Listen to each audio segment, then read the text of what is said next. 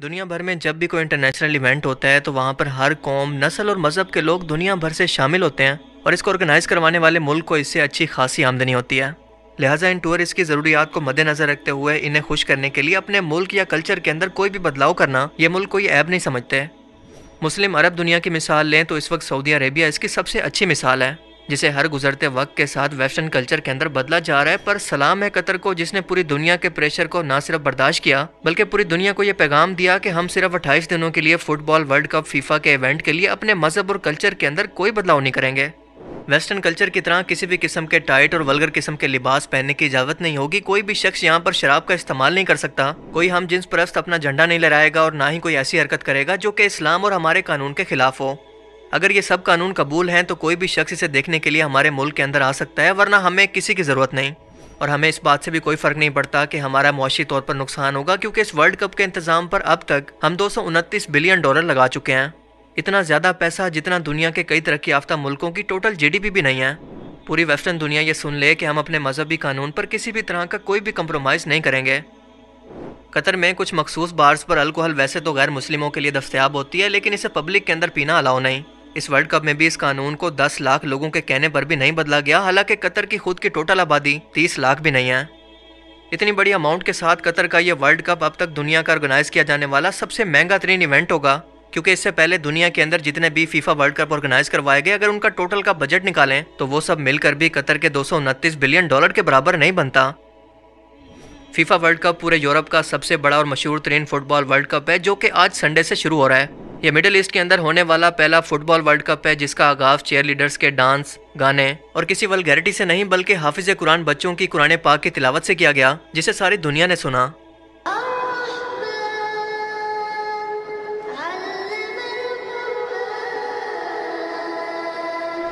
اس world cup کے اندر 32 ٹیمیں حصہ لے رہی ہیں، اور 2010 کے اندر جب قطر کے پاس اس ورلڈ کپ کو ہوسٹ کرنے کے لیے رائٹس آئے تو پوری دنیا حیران تھی کہ اتنا چھوٹا سا ملک اتنے بڑے ایونٹ کو کیسے آرگنائز کرے گا، جس کی آبادی پاکستان کے شہر فیصل آباد سے بھی کم ہے۔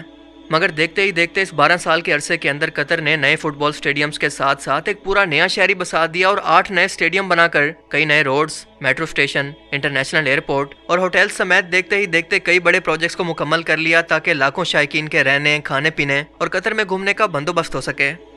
اور ایسا بھی نہیں ہے کہ قطر نے $229 بلین کی رقم صرف اور صرف فیفا ورلڈ کپ کو آرگنائز کرنے پر لگا دی ہے، بلکہ دراصل یہ اس کے VN 2030 پروجیکٹ کا حصہ تھا، جس کے مطابق 2030 تک قطر کو اپنے ملک کو مزید ترقی یافتہ اور ڈیولپ بنانا تھا، دبئی سے بھی زیادہ، تاکہ باہر سے آنے والے ٹورسٹ اپنا کلچر ان کو نہ سکھائیں بلکہ ان کے اسلامی کلچر کو سیکھ کر پوری دنیا میں اسلام کا اصل چہرہ پیش کریں۔ اگر ہم یہ کہیں کہ قطر اس وقت پوری مسلم دنیا کو ریپرزینٹ کر رہا ہے تو یہ کہنا غلط نہیں ہوگا۔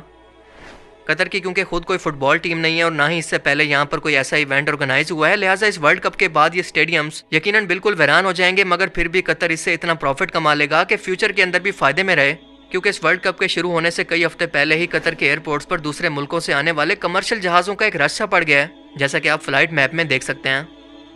دنیا بھر سے فٹ بال کے لاکھوں فینس، بزنس کمیونٹیز اور ٹورسٹ قطر پہنچ رہے ہیں، لہٰذا اس ٹورزم اور ورلڈ کپ سے قطر کو اربوں ڈالر کا فائدہ پہنچے گا۔ صرف فٹ بال فینز ہی نہیں بلکہ 5 ارب لوگ ٹیلی ویژن کی اسکرین پر اور سوشل میڈیا پر قطر اور اسلام کی ثقافت کو لائیو دیکھیں گے، اور ان تک اسلام کا اصل چہرہ پہنچ سکے گا، جسے انٹرنیشنل میڈیا نے صرف اور صرف خوف اور دہشت گردی سے جوڑ رکھا ہے۔ اور بالکل یہی وجہ ہے کہ قطر کو اس وقت امریکن اور یورپین ملکوں کی طرف سے بہت سی کنٹروورسیز کا سامنا ہے، طرح طرح کے اوتھے اچکنڈوں سے اسے بدنام کرنے کی کوشش کی جا رہی ہے کہ یہاں کے اسلامی قانون بہت ہی سخت اور حتیٰ کہ انسانی حقوق کے بھی خلاف ہیں، کیونکہ یہاں پر لوگوں کو اپنی مرضی سے گھومنے پھرنے کی آزادی نہیں، انہیں آزادی نہیں کہ وہ اپنی مرضی کا لباس پہنیں۔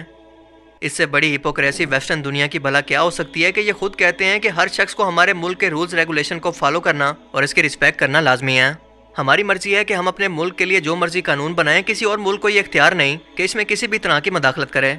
لیکن جب کسی مسلم ملک کی باری آتی ہے تو انہیں اس بات پر اچھی خاصی تکلیف شروع ہو جاتی ہے، جس کی سب سے اچھی مثال ہے فرانس۔ آپ جانتے ہیں کہ فرانس کے اندر مسلمانوں کے ساتھ کیا کچھ نہیں ہوا، وہاں پر برقعے کو بین کر دیا گیا، مسلمانوں کو مذہبی طور پر ہراسمنٹ کا سامنا کرنا پڑا، لیکن فرانس کی حکومت کا کہنا تھا کہ یہ ہمارے ملک کے قانون ہیں، کسی بھی اور ملک کو اس پر بات کرنے کا اختیار نہیں۔ لیکن یہی ملک اپنے ایک میگزین کے اندر باقاعدہ داڑھیوں والے مسلمان دکھا کر، جنہوں نے کندھوں پر بندوقیں پہن رکھی ہیں، یہ دکھانے کی کوشش کر رہے ہیں کہ یہ وحشی مسلمان اب ورلڈ کپ کو ہوسٹ کر رہے ہیں، جن کا کام ہی ہے بس مار کاٹ کرنا۔ آپ دیکھ سکتے ہیں کہ یہ مسلمان جنہوں نے ہتھیار اٹھا رکھے ہیں، قطر کی شرٹس پہنے ایک صحرا کے اندر کھڑے ہیں۔ یعنی آپ دیکھیں کہ ان لوگوں سے بالکل برداشت ہی نہیں ہو رہا کہ ایک مسلم ملک اپنے قانون کے مطابق اس ورلڈ کپ کو ہوسٹ کرے، اور اسی لیے ویسٹرن میڈیا بار بار جان بوجھ کر قطر اتھارٹی سے الجھنے کی کوشش کر رہے ہیں کہ یہ دنیا کو پیغام دیں کہ اس ملک کے اندر میڈیا تک کو کھلے عام سڑک پر رپورٹنگ کی اجازت نہیں، یہ اتنا کنزرویٹو ملک ہے یا پھر اسلام اتنا ریڈیکل مذہب ہے۔ حالانکہ کامن سینس کی بات ہے کہ جن قطر اتھارٹیز کو یہ پتا ہو کہ کوئی شخص کسی پبلک ریلیشن پر انٹرنیشنل لیول پر رپورٹنگ کر رہا ہے تو انہیں اس چیز پر اعتراض ہی کیا ہوگا، کیونکہ اعتراض ہے صرف اور صرف اسلاموفوبیا۔ ویسٹرن ملکوں کو یہ عادت پڑ چکی تھی کہ وہ مسلمانوں کو جاہل اور خود سے کمتر سمجھتے آ رہے تھے، ان پر ہر طرح سے اپنے رولز ریگولیشن زبردستی منوایا کرتے، مگر اب جب کہ کوئی اسلامی ملک پہلی بار ان کے سامنے والی لائن کے اندر آنکھوں میں آنکھیں ڈال کر کھڑا ہوا ہے تو ان سے یہ کیسے برداشت ہوگا؟ اسی لیے یہ سب مل کر اسی ایونٹ کے ذریعے پوری دنیا کے اندر قطر کو بدنام کرنا چاہتے ہیں، مگر قطر کو اس کی بالکل بھی پرواہ نہیں۔ وہ دنیا بھر سے آنے والے لوگوں کو اسلام اور اللہ کا پیغام دینا چاہتا ہے، اور یہی وجہ ہے کہ پورے دوحہ شہر کے اندر جگہ جگہ پر رسول اللہ کی احادیث اور قرآن کی تعلیمات عربی اور انگلش زبان کے اندر بینرز کی صورت میں لگا دی گئی ہیں۔ ہومو سیکشولیٹی سے متعلق جب قطر کے امیر سے یہ سوال کیا گیا کہ کیا جرمنی کے ہومو سیکشول لوگ یا کپلز کیا قطر میں اس ایونٹ کو دیکھنے کے لیے آ سکتے ہیں یا وہ اپنے گھروں میں بیٹھے ہیں، بیسیکلی اس سوال کے ذریعے میڈیا نے قطر کو ٹرک کرنے کی کوشش کی تاکہ دنیا کے اندر یہ تاثر جائے کہ اسلام اتنا کنزرویٹو ہے کہ اپنے علاوہ کسی اور کلچر کو ایکسیپٹ ہی نہیں کرتا۔ مگر قطر کے امیر نے اس کا بہت اچھا جواب دیا کہ ہم کسی کو بھی اپنے ملک کے اندر آنے سے نہیں روکتے، بس صرف شرط یہ ہے کہ جس طرح سے آپ باقی دنیا کے کلچر کی رسپیکٹ کرتے ہیں بالکل اسی طرح سے ہمارے کلچر کی بھی کریں۔ آپ لوگ خود سوچیں کہ اس کے اندر ایسی کون سی پابندی ہے یا ایسا کون سا مشکل کام ہے جس پر ویسٹرن دنیا کو اعتراض ہے۔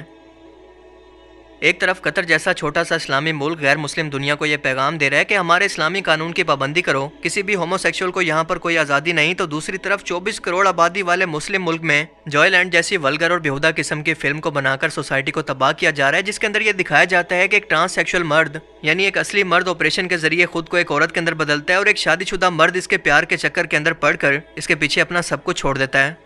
اور یہی نہیں بلکہ یہ لوگ اس فلم کو آسکر کے لیے بھی نامزد کرنا چاہتے ہیں کہ صرف پاکستان نہیں بلکہ پوری دنیا کے اندر یہ ایسے قوم لوط کی نمائندگی کریں جیسے پہلے ان کے قانون کو پاس کر کے انہیں قانونی حیثیت دے چکے ہیں۔ کتنی شرم کا مقام ہے ہمارے لیے، کیا یہ اسلام پاکستان دنیا کے سامنے پیش کرے گا؟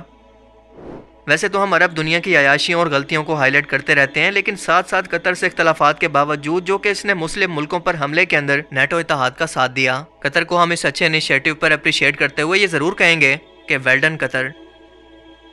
باقی آپ اس بارے میں کیا سوچتے ہیں؟ اپنی قیمتی رائے کا اظہار کمنٹ سیکشن میں ضرور کریں۔